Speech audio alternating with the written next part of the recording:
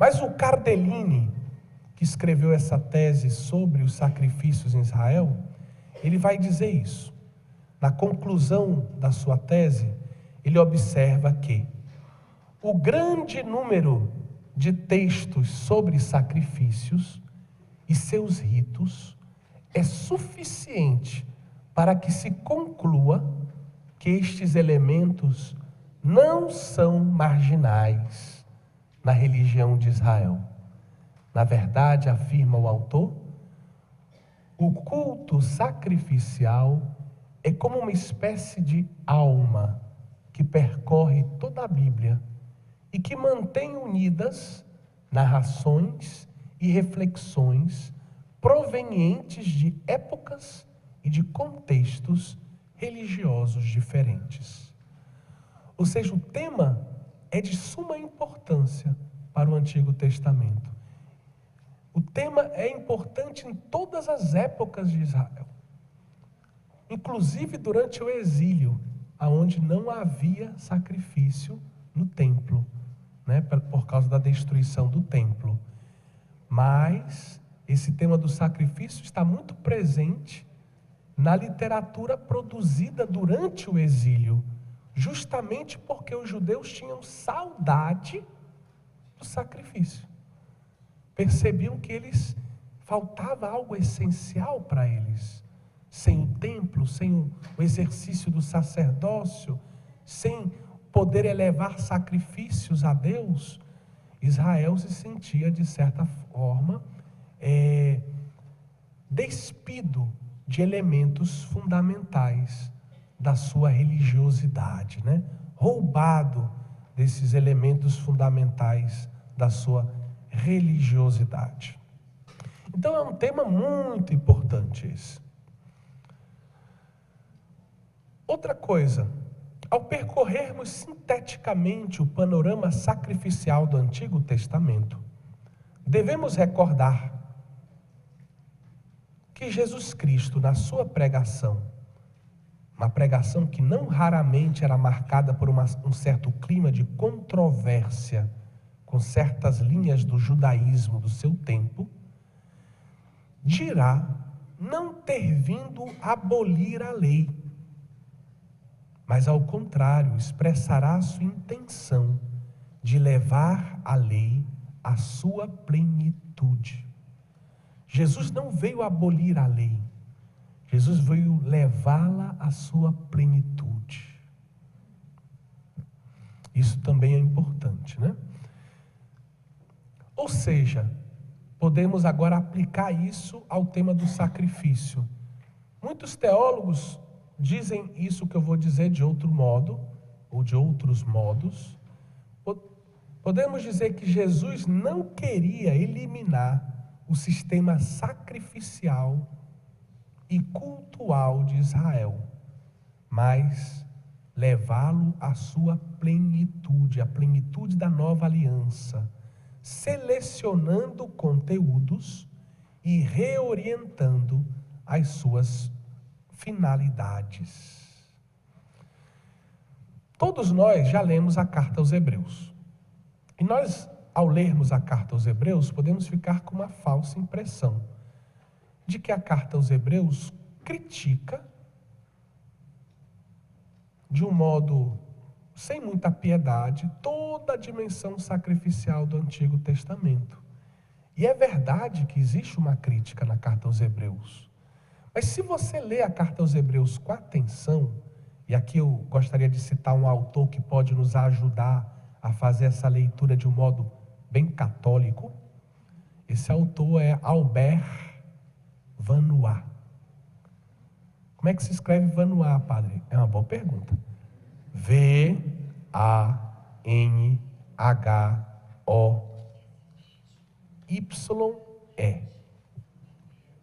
V-A-N-H-O-Y-E. Vanois. É porque é francês, Albert, com um Tzinho mudo no final. Albert Vanois. Então, nós temos o Albert Vanois. Ele tem uma obra traduzida para a língua portuguesa, Não Caiam para Trás, por protestantes. Ele é um cardeal da Igreja Católica.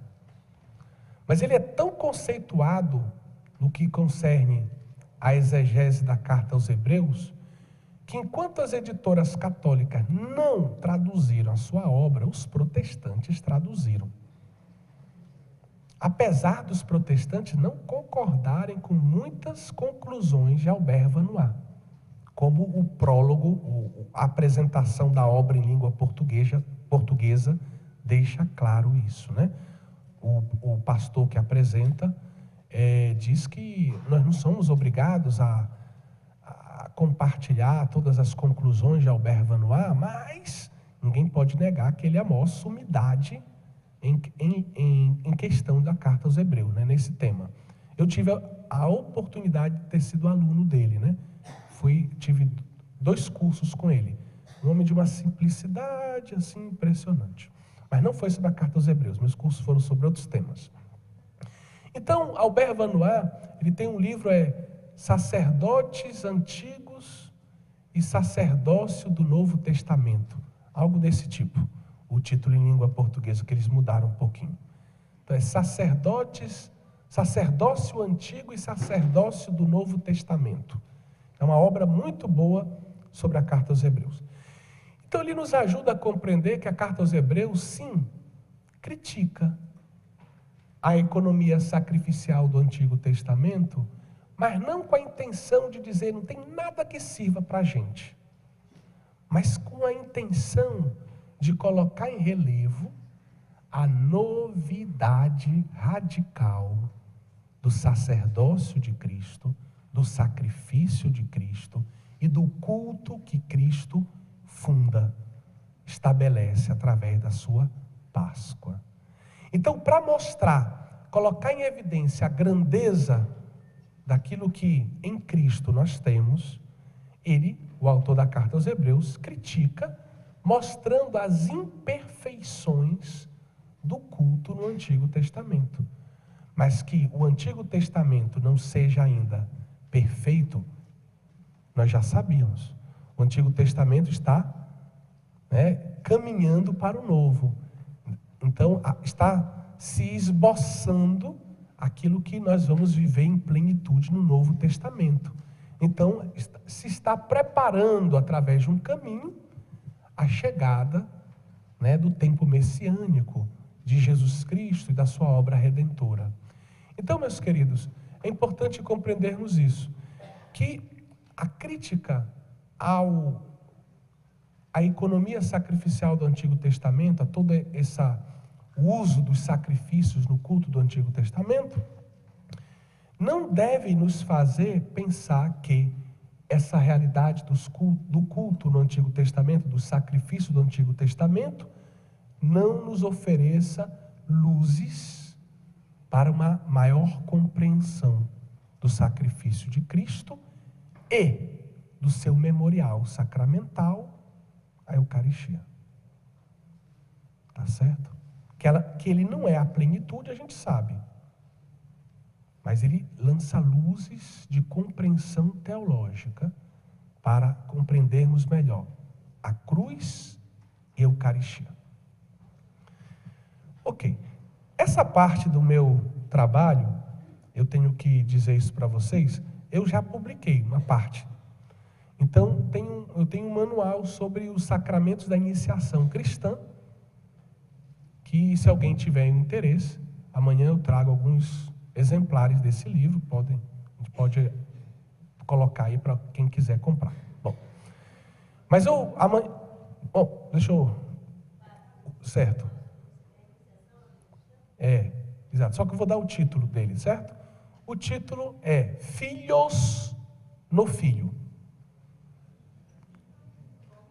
Filhos no Filho. Quer dizer, entre aspas, é uma expressão do Papa João Paulo II. Pelo batismo, nós nos tornamos filhos no Filho. Somos filhos adotados, né?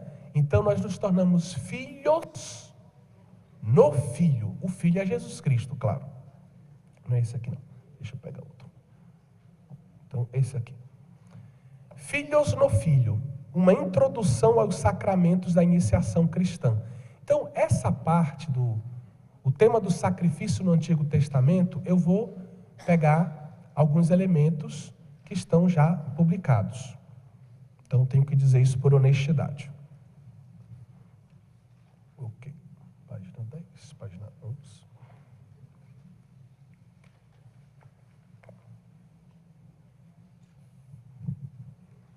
Okay. Então, quais são os principais tipos de sacrifícios que nós encontramos em Israel?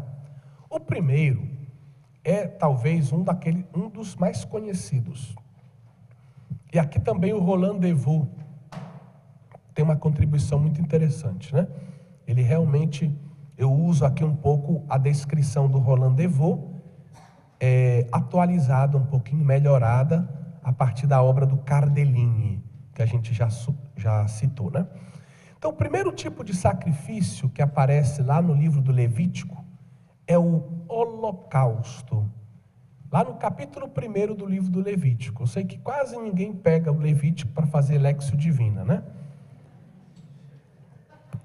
Porque tem muito sangue, é muito cordeiro para cá, imolado para lá, é muito ritual. É um dos livros preferidos, né? Eu amo fazer Léxio Divina com o livro do Levítico, né? Mas bem, então o holocausto. Qual é a característica do holocausto, né? O holocausto, ele é um sacrifício particular porque ele consiste na completa oferta da vítima a Deus. Isso se reflete no fato de que a vítima ela é queimada integralmente. Então, vocês sabem que às vezes a gente tem a impressão, a gente conhece muito pouco, né, o sacrifício do Antigo Testamento, mas os sacrifícios eles eram queimados. Alguns altares, depois eu mostro algumas imagens para vocês, eram na verdade muito diferente do que a gente imagina, né? Eles eram verdadeiras churrasqueiras, certo? Então, quer dizer, o altar ele servia para queimar as vítimas, né? Então se queimava as vítimas sobre o altar. Então o holocausto ele é caracterizado por isso. A vítima ela é toda preparada pelo sacerdote e ela é queimada integralmente de modo que ela chegue até Deus. Chegue até Deus, padre. O que o senhor quer dizer com isso? Porque a ideia de Israel era essa. Queimando a vítima, o sacrifício era uma espécie de teletransporte, né? Para quem já viu Jornada nas Estrelas, né? Daquele teletransporte que o cara vai de uma nave a outra. Então, a ideia era um pouco essa, né? A vítima era teletransportada através da fumaça, né? Queimando a vítima, ela pela fumaça que subia, essa vítima, ela se reapresentava diante do altar que estava no céu, diante do trono de Deus. Então saía de um altar para o outro, do altar da terra até o altar do céu, e ficava diante de Deus, e Deus podia então receber aquela vítima que o homem oferecia. A ideia de fundo era um pouco essa. Então o holocausto, ele era, como a vítima integralmente era oferecida a Deus, a vítima não podia ser uma vítima qualquer. Tinha que ser uma vítima perfeita. E aí, mulheres, me desculpem, mas aí entra um pouco a mentalidade machista, né, do Antigo Testamento. Mas, dentro da concepção semítica, o perfeito era o masculino. Então, quer dizer, a mulher é o homem com algo a menos. Não precisa entrar em detalhes agora. Tá certo?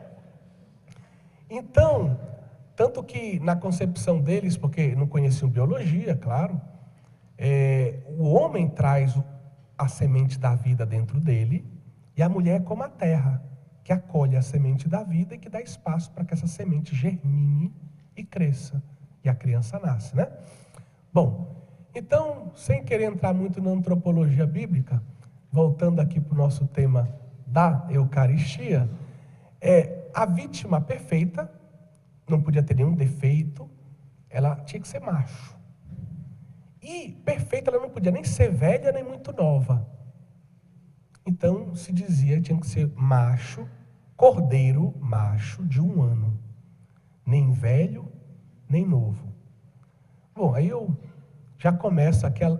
Tudo que eu vou falando sobre sacrifício no Antigo Testamento, você pode ir pensando em Jesus. Macho, perfeito. Nem muito velho, nem muito novo. Completamente ofertado. Tudo, até a última gota de sangue. Tudo. Ele não disse, ei, preguem só meu braço aqui, viu? O resto é meu. Não, tudo. Meu corpo, meu sangue, tudo. Eu ofereço tudo. Eu oferto tudo. Eu sacrifico tudo. Então o holocausto é marcado por isso. Vítima perfeita, macho, 1 ano, sem defeitos, totalmente ofertada a Deus, sem mancha, queimada. O sem mancha é sem defeito, no fundo, porque a mancha era vista como um defeito, assim. Então, meus queridos, Jesus é ofertado, se oferta integralmente a Deus. Mas vamos voltar para o holocausto. Isso era o holocausto. O holocausto,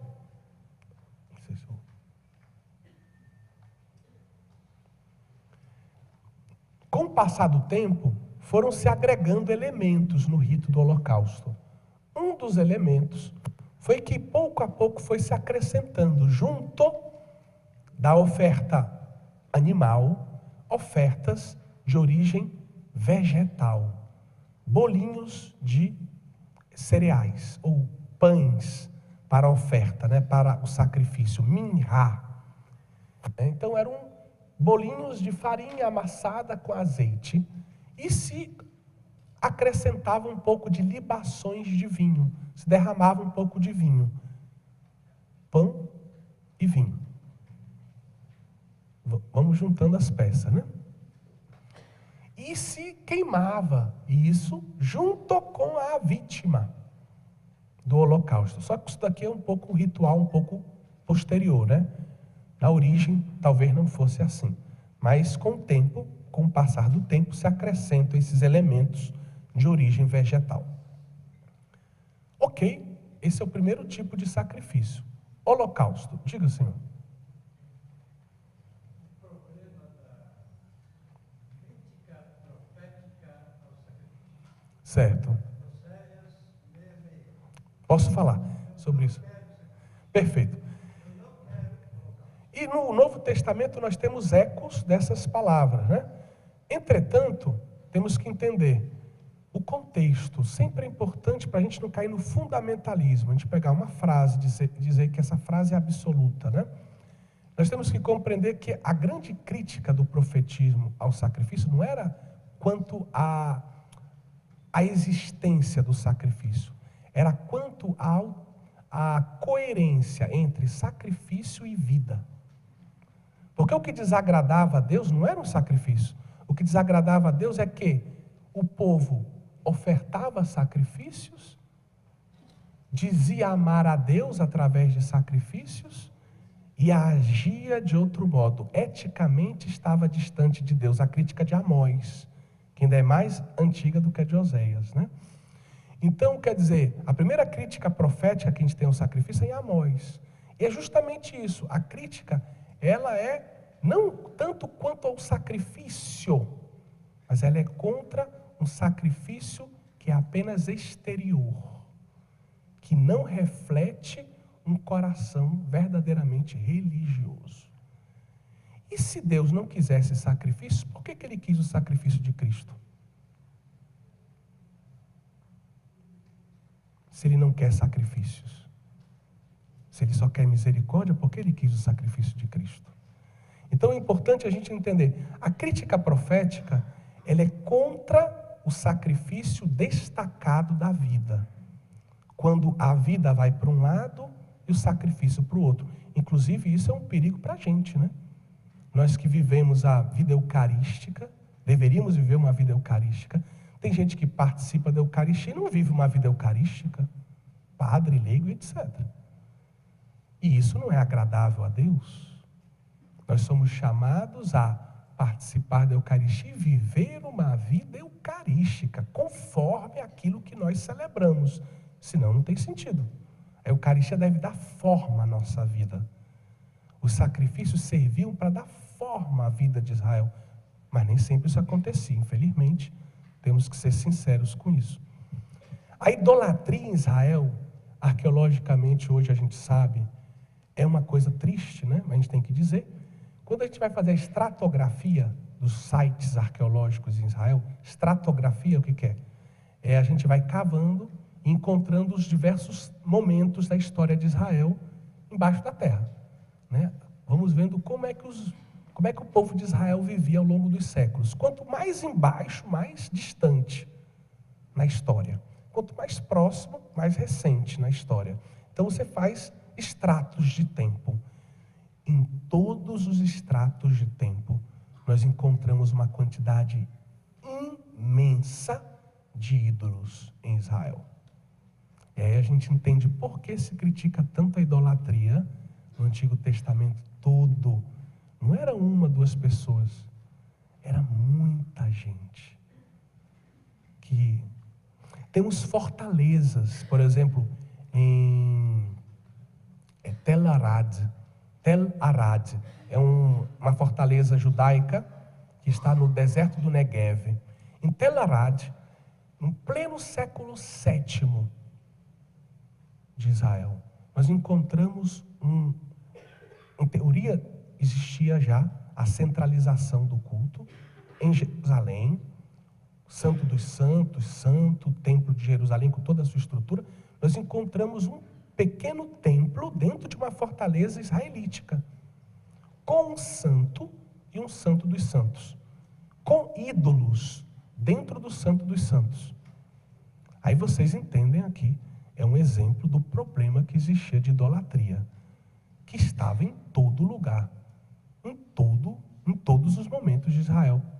A idolatria está presente, né? Então a crítica profética, que é justa, ela se refere dentro do contexto de cada texto. Você pode examinar isso, vai sempre cair nisso. É a crítica quando o sacrifício se desvincula da vida. Aí não tem mais sentido oferecer cordeiro, oferecer vaca, oferecer isso.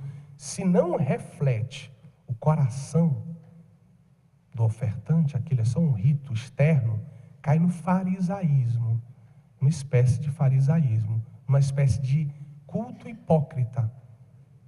E essa tentação ela ronda não apenas rondou o Antigo Testamento, ela ronda o Novo Testamento, ronda a igreja também. Nós também corremos esse risco. O segundo tipo de sacrifício, que eu queria que vocês prestassem bastante atenção, que ele vai nos ser útil, é o sacrifício de comunhão. Também conhecido como sacrifício pacífico, ou sacrifício de salvação. É o Zevá, apesar de ser B, a pronúncia é V, mas não se preocupe com isso não. Zevá Selamim. Ele está dividido em 3 tipos de sacrifícios, todos atestados no capítulo 7 do livro do Levítico. Sacrifício de louvor, esse nos interessa muito. Sacrifício espontâneo e sacrifício votivo.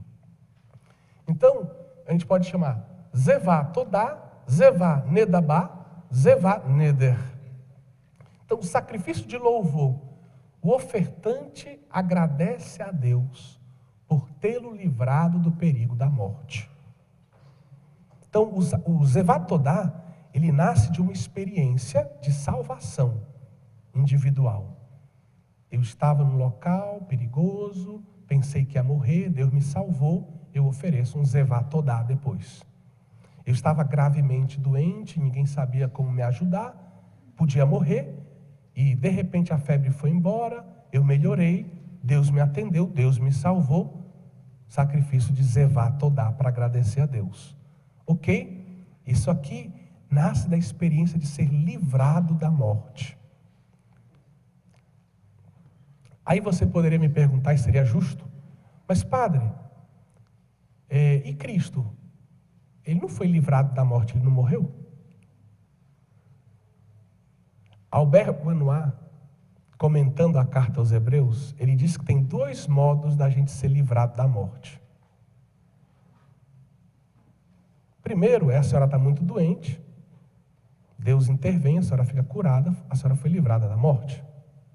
O segundo é a senhora morre e Deus te livra da morte, te ressuscitando. Te livrou ou não te livrou da morte? Qual é o mais extraordinário? Qual é a ação onde fica mais evidente a potência de Deus? Da ressurreição. Então, você pode começar a aplicar isso aqui a Jesus Cristo. Jesus Cristo antecipadamente pensa no sacrifício dele, mas ele sabe que ele vai ressuscitar. Tanto que nos anúncios da paixão dele, ele diz sempre, ele termina o anúncio sempre dizendo que no 3º dia ele vai ressuscitar. Não é que a ressurreição foi uma surpresa para Jesus. Nem a cruz, nem a ressurreição foram surpresas para Jesus. Jesus já sabia disso. Certo? Esse é o tema da autoconsciência na cristologia, que é um tema fantástico e difícil, né? Alguns que já foram meus alunos aqui sabem que eu insisto muito sobre esse tema, que é palco, é um lugar de discussão, né? Muitos autores discutem sobre que tipo de consciência Jesus teria ou não, mas é um tema muito importante. Então, o sacrifício de louvor. O sacrifício espontâneo era uma coisa mais pessoal, ou seja, Deus me deu a graça de ter um filho, Deus me deu a graça de ter uma colheita acima do esperado, alguma coisa assim que me faz querer agradecer a Deus. Aí eu espontaneamente vou lá e faço um sacrifício espontâneo, expressando a minha gratidão a Deus, né? Não está ligado diretamente ao tema do ser salvo da morte, né? Mas pode ter outras razões. O sacrifício votivo é quando o ofertante fez um voto. Olha, meu filho está doente, ou a seca está grande, ou o fulano que já deveria ter chegado, nosso primo que veio nos visitar ainda não chegou, a gente está preocupado, e a gente faz um voto. Olha, se ele chegar bem, se o meu filho for aprovado no vestibular, claro que na época não tinha isso, mas no Enem, né? Ou se isso, se aquilo outro, eu ofereço a Deus um sacrifício. E era o que se chamava, então, sacrifício votivo.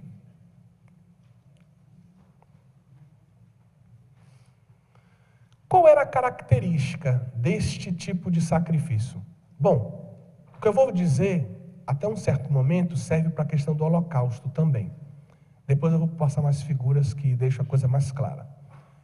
Vamos pensar aqui, antes do templo, vamos pensar aqui na tenda da reunião. Vocês sabem que Moisés mandou construir a tenda da reunião, né, segundo o modelo que ele teria visto no céu, do templo divino. É assim que a gente conta nos Atos dos Apóstolos, né, no discurso de Estevão. Então, Moisés, ele manda construir a tenda da reunião.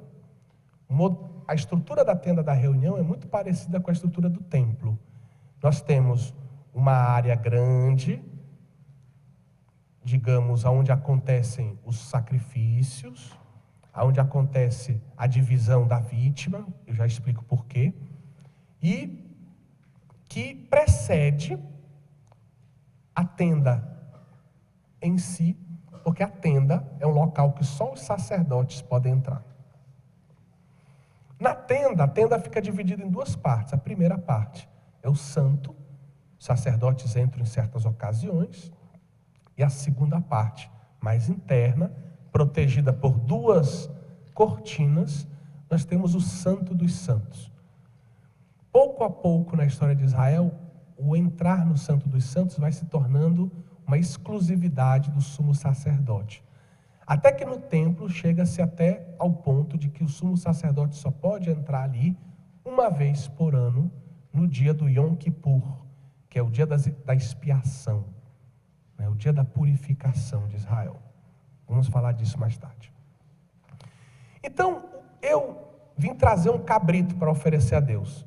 Chegava ali na entrada daquele recinto sagrado, antes do santo, né? Uma área que era demarcada também, de modo que ali dentro só se tratava de coisas ligadas a Deus, dos sacrifícios a Deus, de orações dirigidas a Deus. E eu levava o meu cabrito, o sacerdote vinha me receber, tudo bem, seja bem-vindo. E o ofertante colocava a mão na cabeça do cabrito, ou da vítima, né, que iria oferecer a Deus.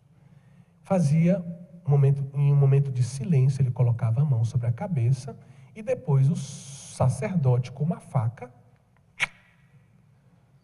imolava o cordeiro. Esse colocar a mão sobre a vítima em silêncio, isso tem um significado. O ofertante, no fundo, ele está dizendo que aquela vítima faz parte dele, é um bem dele, representa ele. Aquela vítima vai tomar o lugar dele, vai levar para Deus o que ele quer que chegue a Deus. Aquela vítima, ela vai, de um certo modo, substituí-lo. Deu para entender?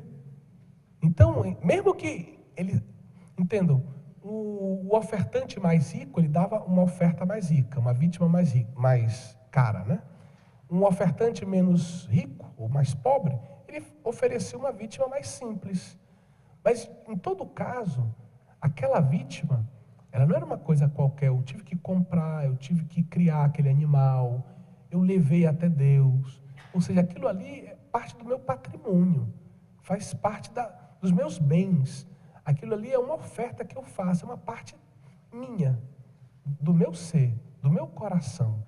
É algo que pertence à minha vida, tem um certo valor para mim. Eu oferto a Deus, mas no fundo, essa oferta ela deve encontrar eco no meu coração. O meu coração deve se ofertar a Deus através daquele sacrifício animal. Então, a característica principal é que depois do sacrifício de comunhão, é que depois do sacerdote cortar o pescoço da vítima, por assim dizer, ele levava a vítima para ser dividida em 3 partes. Não vou entrar em detalhes aqui de qual parte ia para quem, mas o importante é que uma parte era para Deus, uma parte para o sacerdote e uma parte para o ofertante. Certo? 3 partes. Depois a gente vai falar do sacrifício de louvor mais especificamente. Então essas 3 partes. A parte de Deus queimava sobre o altar. A parte do sacerdote, ele tinha que comer isso com a família dele, como fosse. Tinha 3 dias para fazer isso, normalmente. No caso do sacrifício de louvor, 1 dia para fazer isso. E no caso do ofertante, também. Ele tinha 3 dias, no caso do sacrifício votivo, do sacrifício espontâneo, e 1 dia no caso do sacrifício de louvor. Então essa era a característica. No holocausto não tem isso, porque toda vítima é de Deus. Então,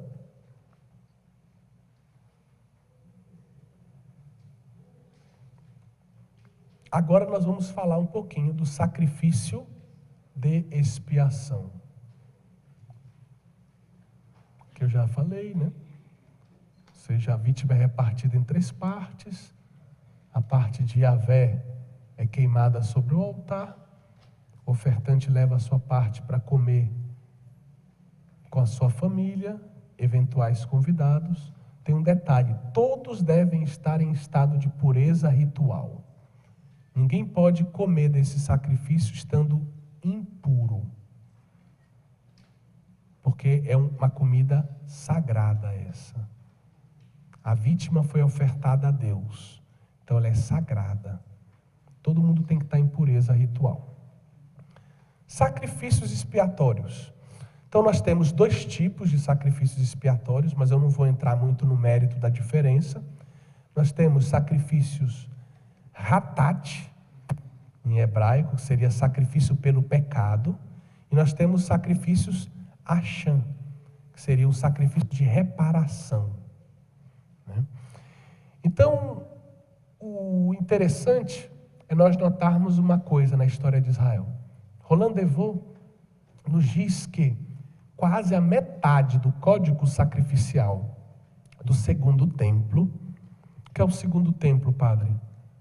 O segundo templo é depois do exílio da Babilônia, tá certo? O templo foi destruído antes do exílio, ele foi reconstruído depois do exílio. Então, a partir do retorno de Israel a Jerusalém, a terra prometida, nós falamos do segundo templo, a partir da reconstrução do templo de Jerusalém. Então, são 2 os sacrifícios expiatórios. Não, perdão. Quase a metade do código sacrificial do segundo templo tem por objeto os sacrifícios expiatórios. E são 2 os sacrifícios expiatórios: aquele pelo pecado e aquele de reparação. O que caracteriza esses sacrifícios? Principalmente o uso do sangue. O sangue da vítima nesses sacrifícios tem uma importância tremenda. Por quê? Israel associa ao sangue a vida. É por isso que um judeu não pode comer nenhuma comida ensanguentada. Até hoje. Não é kosher, não é puro. Então, o sangue para um bom judeu, o sangue ele está ligado à vida que o homem recebeu, que os animais receberam de Deus. Por isso, o homem não pode se apossar do sangue da vítima, porque ele não pode se apossar da vida que Deus concedeu à vítima. Então, em outras palavras, o sangue pertence a Deus. O sangue pertence a Deus. Por isso, um judeu evita o sangue. Faz tudo para não ter contato com o sangue. Na visão judaica, na época de Jesus, inclusive, tem um franciscano que ainda ensina, está em mérito, mas ainda ensina lá em Jerusalém.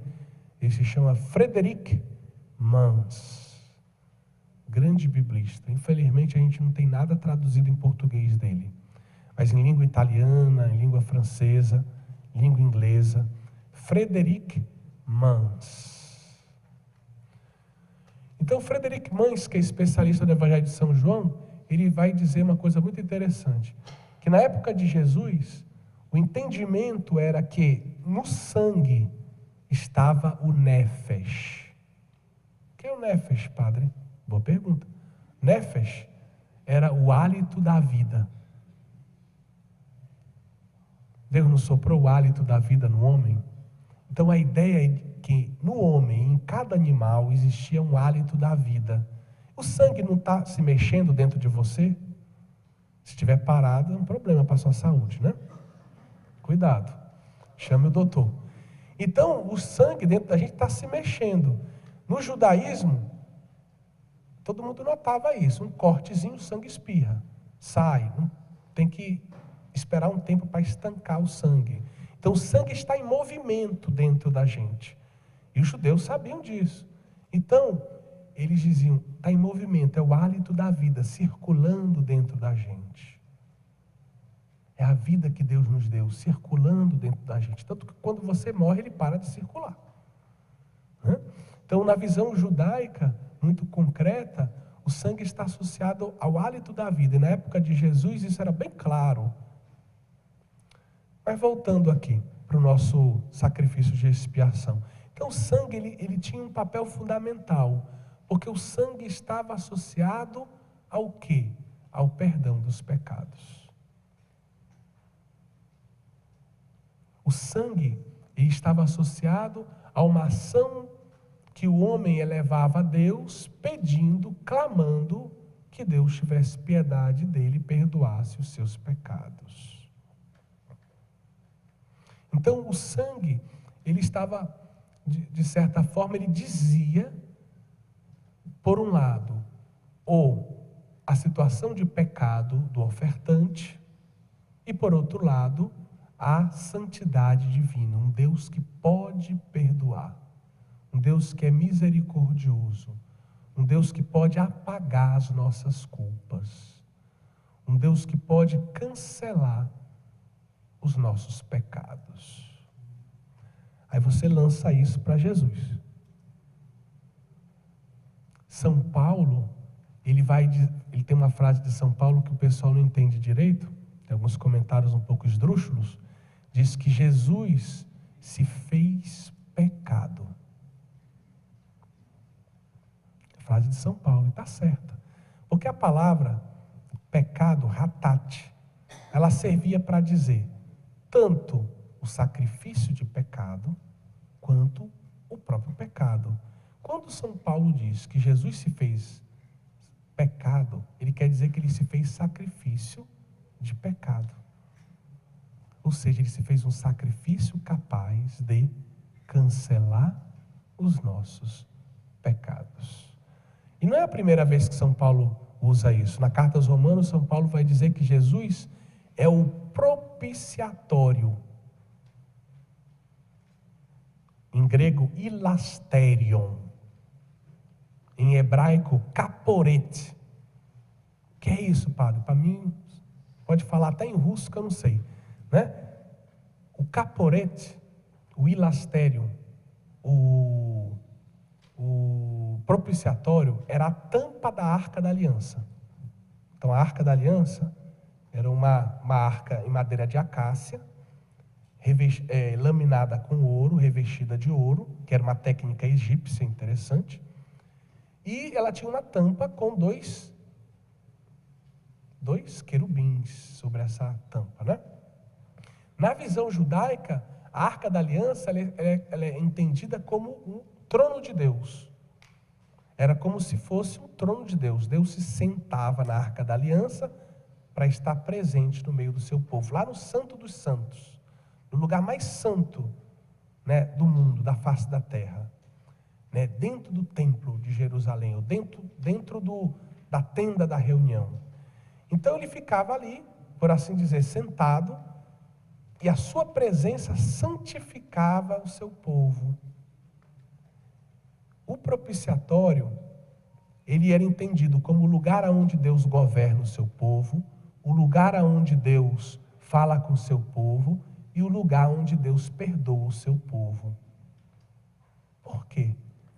Porque no dia do Yom Kippur, no dia da expiação, o sumo sacerdote entrava dentro do Santo dos Santos com sangue, o sangue do cordeiro sacrificado no dia da expiação, e jogava esse sangue sobre o propiciatório, de um modo a significar que esse sangue chegue até ti, ó Senhor, que esse sangue se eleve daqui até o céu, que esse sangue te faça perdoar os nossos pecados. Recebe esse sangue no lugar do nosso.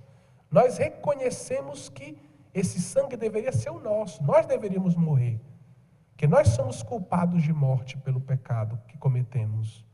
Mas nós te oferecemos um outro sangue para que tu possas nos perdoar dos nossos pecados. Então, o propiciatório, como São Paulo diz na carta aos Romanos, era o lugar também do perdão de Deus. E ele apresenta Jesus como propiciatório, como caporete, como o ilasterion. Isso é interessante. Vai na mesma linha do que nós estamos falando, né? Bom, eu não vou comentar tanto a questão do sacrifício de reparação, né? Mas o sacrifício de reparação, ele estava ligado ao tema da injustiça. Você roubou alguém. Você cometeu uma injustiça numa herança, né? Numa divisão de terras, no uso do dinheiro. Então ele previa que além do sacrifício de sangue, houvesse uma reparação de tipo financeira. Então, o ofertante tinha que dar de volta ao prejudicado, a quem foi prejudicado, o valor integral do prejuízo, mais 20%, a inflação, né? Mais 20% para digamos, mostrar que ele realmente estava arrependido daquilo que ele tinha feito.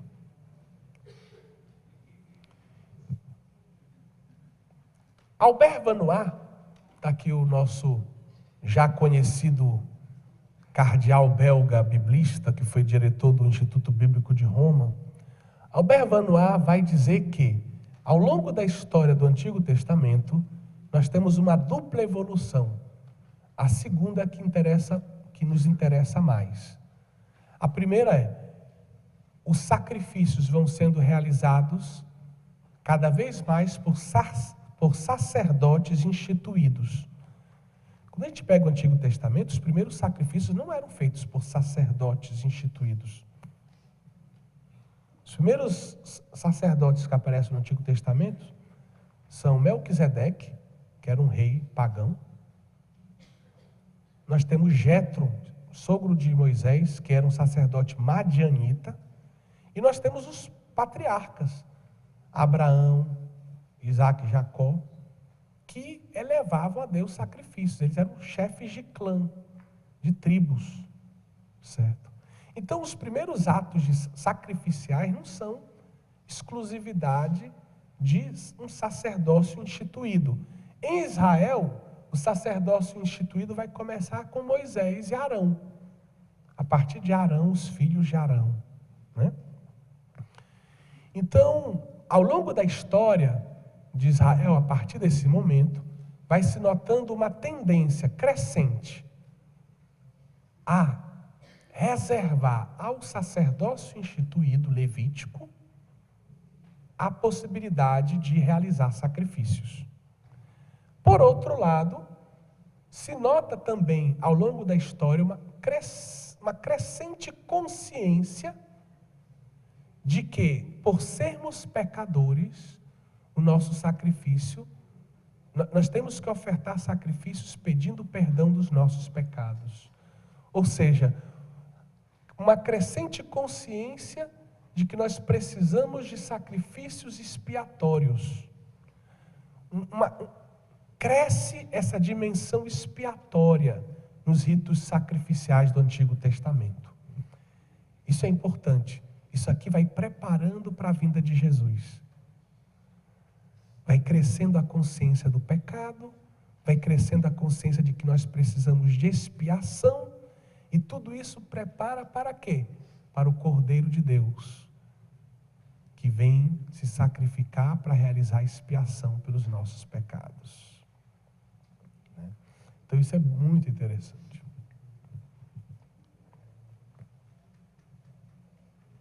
Agora, um pouco de imagens, né? Aqui é a imagem, a partir do livro dos Números, é uma imagem, um desenho que tenta retratar um pouco a descrição no livro dos Números, né? Nós temos as 12 tribos acampadas em torno do santuário, da tenda da reunião.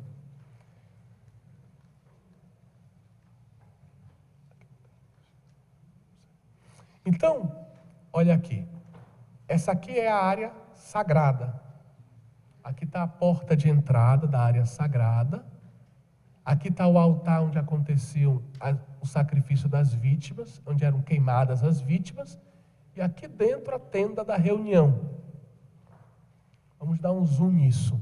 Olha aí o ofertante chegando com a vaquinha dele, né? Chegou com a vaquinha dele, o sacerdote feliz da vida, especialmente se for um sacrifício de comunhão, né? Um sacrifício de louvor, que ele vai poder comer da vaquinha também, né?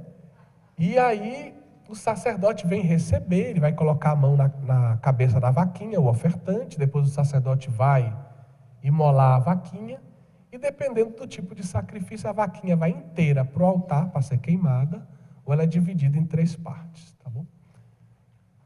Aqui tem um outro sacerdote de pé, com as mãos elevadas, ofertando um outro sacrifício. Lá no cantinho tem 3 sacerdotes dividindo uma vítima. E ali tem outro sacerdote lavando as mãos dele no mar de bronze, né? Que era uma grande bacia de bronze que era usada para as purificações. Eis aí o modelo provável do altar nessa época, né? Imaginem, fazer um altar de pedra para levar de um lado para o outro ia ser meio complicado, né? Então eles faziam um altar desse tipo, que é uma espécie de churrasqueira, como eu já disse. Essas pontas no canto de cada altar, em cada ângulo do altar, são os chifres do altar. Né? Os chifres do altar, normalmente o sangue era usado para banhar os chifres do altar, né? E de lá ele escorria para o altar. Isso aqui é um outro tipo de altar para um culto mais, digamos, fixo, né? Esse altar é uma cópia do original. Esse altar está lá em Beersheba. É uma cidadezinha lá no deserto do Neguev. Está ligada à história de Abraão. Então é um altar do 8º século, só que esse aqui é um altar reconstruído. O original está no Museu de Israel, lá em Jerusalém. E aqui está a tenda da reunião. Vamos ver aqui os elementos que fazem parte da tenda. Aqui nós temos uma mesa com 12 pães. Os 12 pães da proposição. Então, esses 12 pães, eles eram trocados a cada sábado, eles representavam as 12 tribos de Israel, e muitos autores dizem que eles eram uma espécie de sacrifício, uma oferta que Israel fazia a Deus a cada semana. Do outro lado, nós temos um candelabro de 7 braços, famosa menorá, e a menorá, ela representava, por um lado, a árvore da vida, por outro lado, as 7 chamas da menorá representavam essa presença de Deus onipotente, onipresente. E nós temos aqui um outro altar. Não sei se vocês conseguem ver bem, é o altar do incenso, que está bem pertinho do Santo dos Santos. O altar do incenso era onde estava, provavelmente, Zacarias, quando o anjo disse para ele que ele ia ter um filho, que ia se chamar João Batista, e assim por diante. Então ele estava fazendo um sacrifício que era, na verdade, colocar o incenso. Então, existia a oferta de incenso entendida como sacrifício também. E lá dentro, se vocês olharem, mas não pode olhar muito, porque é o Santo dos Santos, né? Nós temos a Arca da Aliança, né? Por isso que eu coloquei aqui, você olha só um pouquinho de canto, né? Então está ali as asas, né, dos querubins, que estão cobrindo a presença de Deus lá no Santo dos Santos. Aqui é o templo na época de Jesus. Então nós temos aqui essa grande região até aqui. Todo mundo podia andar, inclusive não judeus. A partir daqui, só os judeus podiam entrar. E aí tinha umas sinalizações, temos uma placa dessa no Museu da Turquia, lá em Istambul, Museu Nacional. Lá em Istambul, nós temos essa placa em grego, que diz, em outras palavras, que o não circuncidado, se for pego do outro lado, pode morrer, né? A pena é a morte. E aí, então, aqui os judeus realmente entravam. Aqui é o átrio das mulheres. Aqui é a porta de Nicanor, com os 13 degraus dela. E na porta de Nicanor, provavelmente foi ali que Maria e José encontraram com Simeão, né?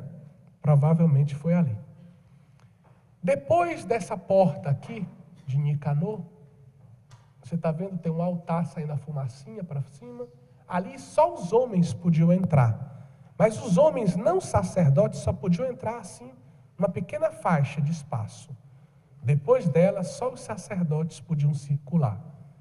Então, vocês estão vendo lá o altar e depois o templo, onde tem o santo e o santo dos santos, no fundo. Esse aqui é um altar de incenso, encontrado em Meguido. Meguido é uma cidade que fica entre o litoral de Israel. Bom, como é que a gente vai dizer agora? Onde é que fica? Bom, vou deixar de lado as descrições geográficas de Meguido, porque seria bom ter um mapa aqui para indicar para vocês. Mas é uma cidade importante da história, tão importante que ela reaparece no Apocalipse.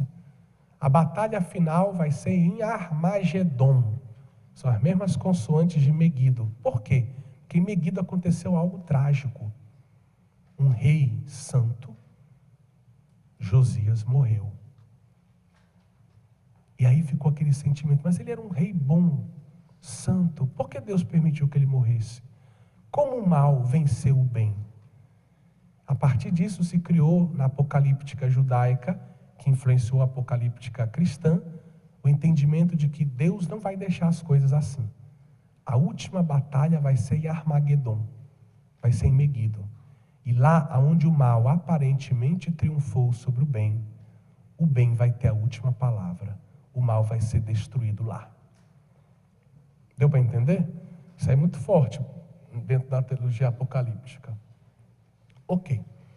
Então, tendo visto o que é o holocausto, o que são os sacrifícios de comunhão e o que são os sacrifícios de expiação, o que a gente pode concluir disso?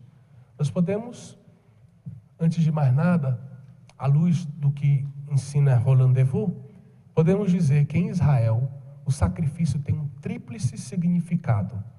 Ele é um dom, ele é um sinal de comunhão e ele serve para a expiação dos pecados do povo. O holocausto diz o dom. Que quando você entrega o holocausto todo para Deus, fica mais clara a dimensão de dom. Você doa tudo. Ao mesmo tempo é sacrifício de comunhão, é sinal de comunhão e é expiação pelos pecados. Aqui é um texto da obra de Ratzinger, já digo da onde.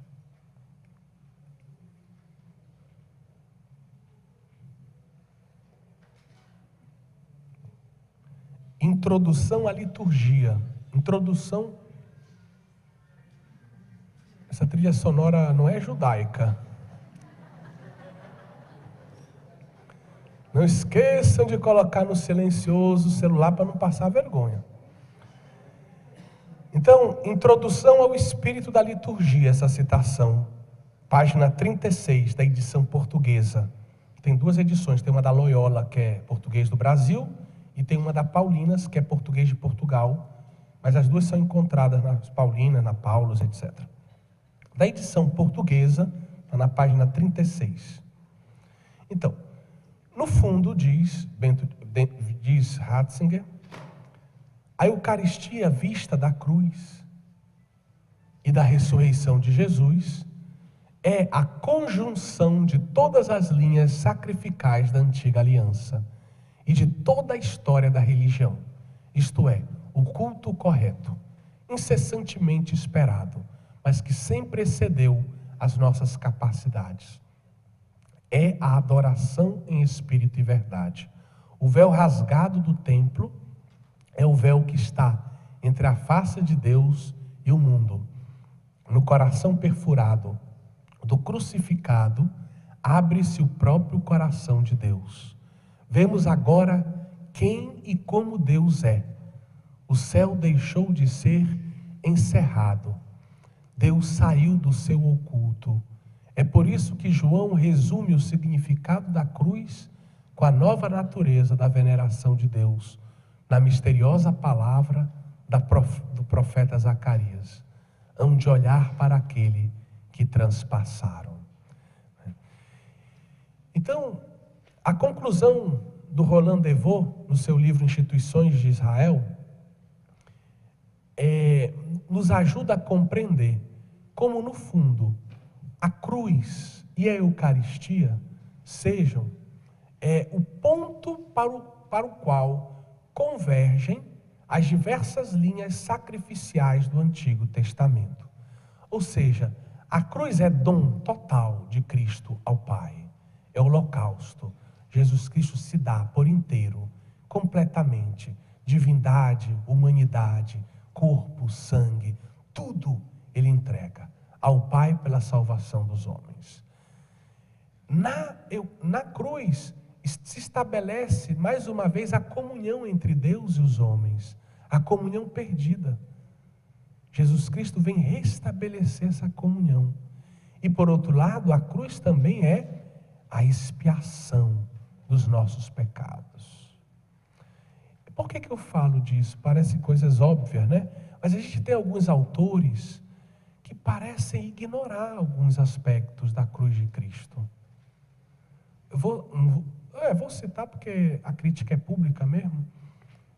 A crítica não minha contra o autor, a crítica de outros contra o autor. Eu estou só repetindo o que a Congregação para a Doutrina da Fé e outros tantos autores já disseram sobre ele, né?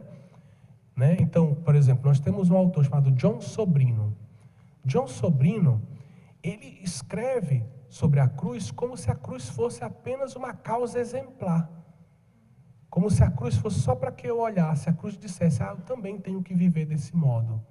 A cruz é uma causa exemplar, sem dúvida. Mas a cruz não é só isso. A cruz, ela realizou a minha salvação. Eu não posso ser católico cristão e não crer que na cruz, Cristo, morrendo pelos meus pecados, realizou a salvação da humanidade.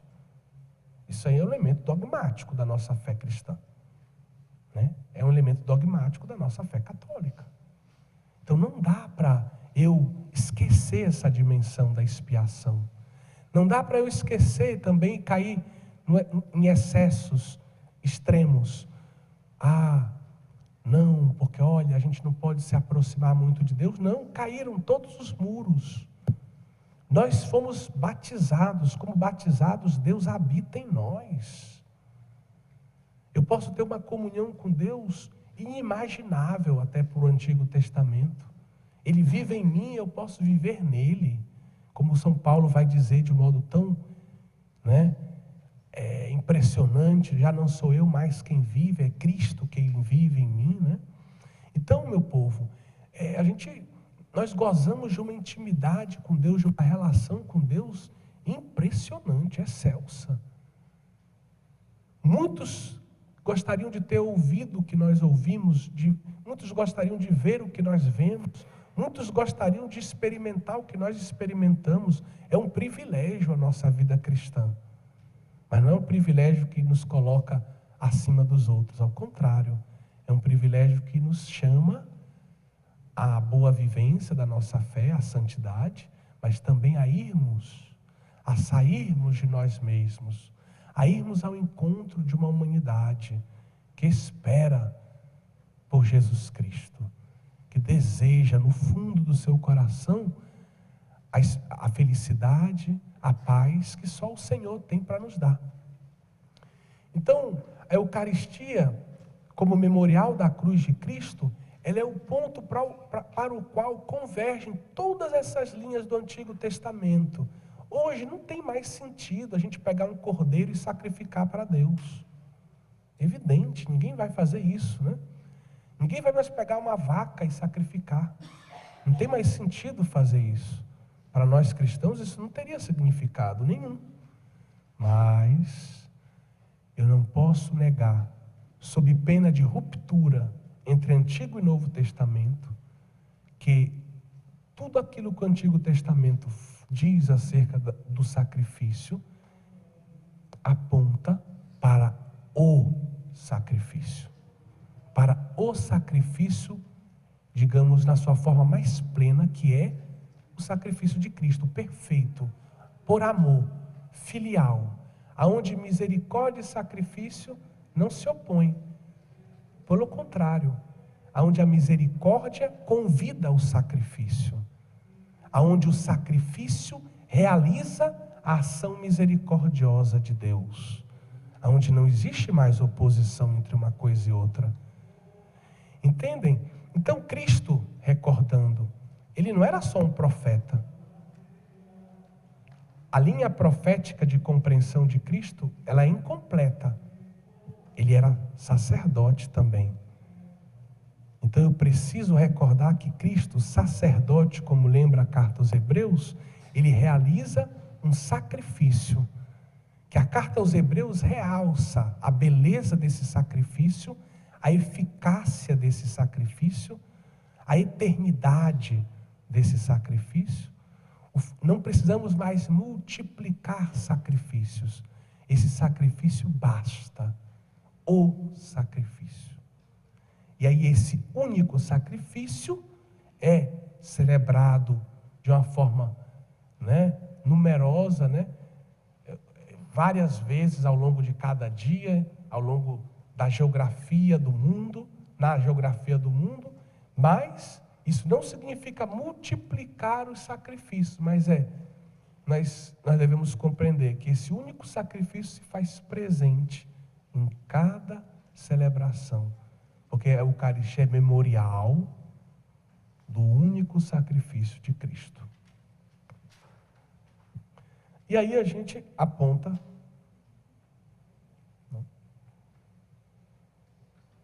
É isso aqui. Então nós temos que o holocausto, o sacrifício de comunhão, o sacrifício de expiação e até as outras ofertas, eu não coloquei as outras ofertas, eu quis aliviar vocês disso, mas eu falei um pouquinho do minhá, as ofertas de pão e as ofertas de vinho. Então existiam ofertas de pão e de vinho. Como eu disse, essas ofertas elas foram integradas no rito do holocausto, em período mais próximo ao de Jesus, mas elas também aconteciam à parte, Podiam acontecer apenas ofertas vegetais também, sem presença de sacrifício animal. E o próprio incenso, o incenso, o leboná, era também considerado uma espécie de sacrifício, Então, tudo isso aponta, no fundo, para o sacrifício de Cristo e o seu memorial sacramental, a Eucaristia. Mas não podemos esquecer o quê? A novidade radical. Isso daqui lança luzes para esse mistério, mas existe uma novidade radical. Da mesma forma como o banquete judaico lança luzes para a compreensão da instituição da Eucaristia, mas nós não podemos esquecer a novidade, o novo de Jesus.